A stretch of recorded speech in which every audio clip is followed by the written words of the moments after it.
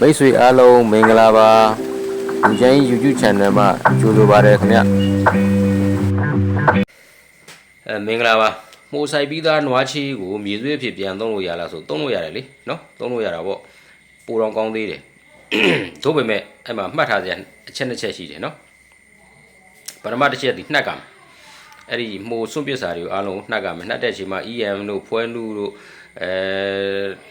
့ငါးမိန်ရွက်စစ်တို့အပင်အတွက်အားဖြစ်စေတဲ့အာဟာရဖြစ်စေတဲ့เนาะစီးတွေတဘာဝပစ္စည်းတွေသုံးเนาะသုံးပြီးတော့ကျွန်တော်တို့ကအဲ့ဒါကိုဘိုကာရှိတစ်ခုဘိုကာရှိဖြစ်အောင်နှက်မယ်เนาะအဲ့ဒီနှက်တဲ့အချိန်မှာထွန်ကိုရာမမှုတက်ဆေးကိုထည့်ရမယ်ထွန်ကိုရာမမှုကိုထည့်ရမယ်ဘာလို့ထွန်ကိုရာမမှုကိုထည့်ခိုင်းတယ်လဲဆိုလို့ရှိရင်ကျွန်တော်တို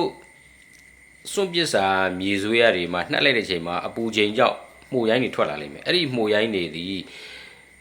လုံးဝအကင်းမသေးမှုရိုင်းနေမတက်ဖဲနဲ့မှုရိုင်းနေမသေးသေးပဲနဲ့အခြားပင်ကိုသွားထည့်မိတယ်ဆိုလို့ရှိရင်အခြားပင်ကျွန်တော်တို့သုံးလိုက်တဲ့ပင်မှာမှုရောဂါကျရတယ်နော်ဒါကြောင့်မလို့ကိုယ်တော်ကတဘာဝမှုသက်ဆေးဖြစ်တဲ့ထွန်ကိုရာမမှုကိုထည့်ခိုင်းတာအဲ့တော့တဘာဝမှုသက်ဆေးဖြစ်တဲ့ထွန်ကိုရာမမှုသုံးမယ်ဆိုလို့ရှိရင်ကျွန်တော်တို့ရဲ့မှုဆိုင်ခင်းနဲ့ဝေးတဲ့နေရာမှာသုံးရဘာဖြစ်လို့ဆိုလို့ရှိရင်အဲ့ဒီထွန်ကိုရာမမှုဒီကျွန်တော်တို့ရဲ့စီးပွားပစ်စိုက်နေတဲ့မှုဆိုင်ခင်းကိုလာပြီးတော့ဒုက္ခပေးတယ်ပြဿနာပြီးတယ်เนาะကျွန်တော်တို့ရဲ့ site တဲ့မှုတွေလုံးဝပျက်စီးသွားတယ်သူကထွန်ကိုရာမမှုဒီမှုပြီးရင် तू ကအဲ့ဒီမှုတိုင်းရဲ့ခန္ဓာကိုယ်ရဲ့မှုတိုင်းရဲ့ तू ကမှုတိုင်းရဲ့ခန္ဓာကိုယ်ရဲ့ဝင်မယ်ကျွန်တော်တို့လူမဆိုကင်ဆာလိုပဲเนาะအထဲမှာနေရာယူမယ်နေရာယူပြီးတော့တေချာသူ့ရဲ့စိုင်းပြနေတဲ့အချိန်မှာစိုင်းပြတဲ့အချိန်လဲကျလဲကြောကျွန်တော်တို့ဘာမှကုစားလို့မရတော့ဘူးเนาะအားလုံးပျက်စီးဆုံးရှုံးသွားတယ်အဲ့လိုမျိုးဖြစ်တတ်တယ်ဒီထွန်ကိုရာမမှုရဲ့အစွမ်းရလေဒါကြောင့်မလို့ထွန်ကိုရာမမှုကိုသုံးမယ်ဟိဆိုလို့ရှိရင်ကျွန်တော်တို့စားသုံးမှုစိုက်တဲ့ site channel မှာအဲ့ထွန်ကိုရာမမှုမသုံးတဲ့အခြားတနေရာမှာသုံးเนาะအခြားတနေရာမှာသုံးပြီးတော့မှတေချာကိုလက်တန့်စင်ပြီးမှကျွန်တော်တို့မှုယုံတွေကိုဝင်လာတော့ဘာလို့အဲ့လိုလုပ်ရမှာเนาะထွန်ကိုရာမမှုဒီကျွန်တော်တို့စားသုံးမှုတွေအတွက်ကိုပြဿနာရှိတဲ့မှုတစ်မျိုးเนาะသို့ပေမဲ့သူဒီဟိုဘက်အခြားအပင်တွေကြလို့ရှိရင်တော့အဲ့ဒီမှုဒီအကျိုးပြုတဲ့မှုဖြစ်တယ်ကျွန်တော်တို့မှုချင်းကတော့အဆင်မပြေဘူးမှုချင်းဆိုလို့ရှိရင်သူ့ကိုကြောက်ရတယ်เนาะဒါလေးမှတ်ထားပြီเนาะပထမတစ်ချက်ဒီနှက်ကမယ်ဒုတိယတစ်ချက်ဒီမိုသက်ဆေးသုံးပေးရမယ်เนาะမိုသက်ဆေးသုံးပြမိုသက်ဆေးသုံးတဲ့ကျွန်တော်ကထောင်ကိုရမမှုမသုံးဘူးဗျာအခြားမိုသက်ဆေးသုံးနေတယ်ဆိုလည်းသုံးရတယ်ပြဿနာပြုသို့ပေမဲ့မိုသက်ဆေးသုံးတဲ့ပစ္စည်းကိရိယာတွေဒီကျွန်တော်တို့မှုယုံနေနဲ့ဝေးတဲ့နေရာမှာထားတာတော့ပိုအဆင်ပြေတယ်เนาะနှမို့ဆိုလို့ရှိရင်ကျွန်တော်တို့မှုယုံတို့ထိခိုက်ကုန်မယ်ကျေးဇူးပါမင်္ဂလာပါဒီကောင်းမှုစိုက်တဲ့နေရာမှာเนาะကောင်းမှုစိုက်တဲ့နေရာမှာသူကနေအောင်ကြီးတိုက်ရိုက်ကြတဲ့နေရာရဲ့တနေ့လုံးရိတ်တဲ့နေရာနှစ်မျိုးကဘယ်မှာစိုက်တင်လဲတဲ့သူမေးတယ်မေးခွန်းလေအဲ့တော့ကောက်ရုံးမှုဒီအပူပိုင်းမှုအုပ်စုတော့ပါဝင်တယ်เนาะဝင်နေတဲ့ကျွန်းတွေဒီအေးပိုင်းမှုအုပ်စုတော့ပါဝင်တယ်အဲ့တော့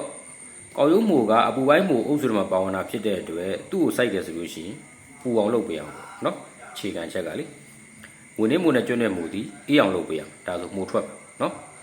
ဟုတ်ပြီအဲ့ဒါဆိုလို့ရှိရင်ကျွန်တော်တို့ကကိုစိုက်မဲ့ data နဲ့ကိုစိုက်မဲ့ယာတီပေါ်လဲမူတည်တယ် data ကိုရင်ရှင်းပြမယ်ဆိုလို့ရှိရင် A ပိုင်း data မှာစိုက်မယ်ဆိုလို့ရှိရင်တော့နေဘူးကွင်းထဲကိုထွက်ပြီးစိုက်မှာရမှာပေါ့ဟောလို့မှာလေဒါနဲ့အပူပိုင်း data မှာစိုက်မယ်ဟေ့ဆိုလို့ရှိရင်တော့တနေကုန်ရိတ်တဲ့အောက်မှာစိုက်လဲမှုကထွက်တယ်သူယာတီကဘေးပတ်ဝန်းကျင်ကပူနေတာဟုတ်နော်အဲ့လိုအပူပိုင်းဒေတာအေးပိုင်းဒေတာတမပိုင်းဒေတာပေါ်မူတည်ပြီးတော့ကိုစိုက်မဲ့နေရာလေးကိုရွေးချယ်ရတယ်နော်အဓိကတော့သိထားမှာဒီကျွန်တော်တို့စိုက်မှာဒီအပူပိုင်းမှုအုပ်စုလားအေးပိုင်းမှုအုပ်စုလားဆိုတာခွဲခြားသိရနော်အဲ့ဒါသိထားရဆိုလို့ရှိရင်ကျွန်တော်တို့ကျန်တာတွေကကိုညံနဲ့ကိုပွင့်ပြီးလုပ်လို့ရတာနော်နောက်တစ်ချက်ကဘာကိုပြောချင်တယ်လဲဆိုလို့ရှိရင်ယာတီပေါ့စောင်းနှင်းဆိုအေးမယ်လေနော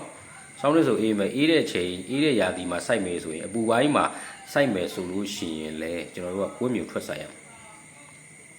ဒီအေးအောက်မှာစိုက်တဲ့ဘောင်နဲ့ကွင်းမြူမှာစိုက်တဲ့ဘောင်နဲ့ဆိုထွန်းတုံးညက်ကွာသွားလိမ့်မယ်ဘာလို့ဟိုမှာ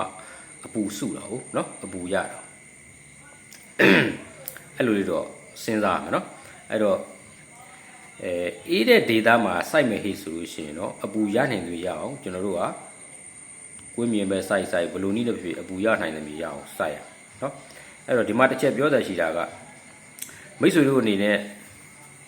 အေးတဲ့ data မှာအပူပိုင်းမှုစိုက်ဖို့တိတ်ပြီးတော့မကြိုးစားနဲ့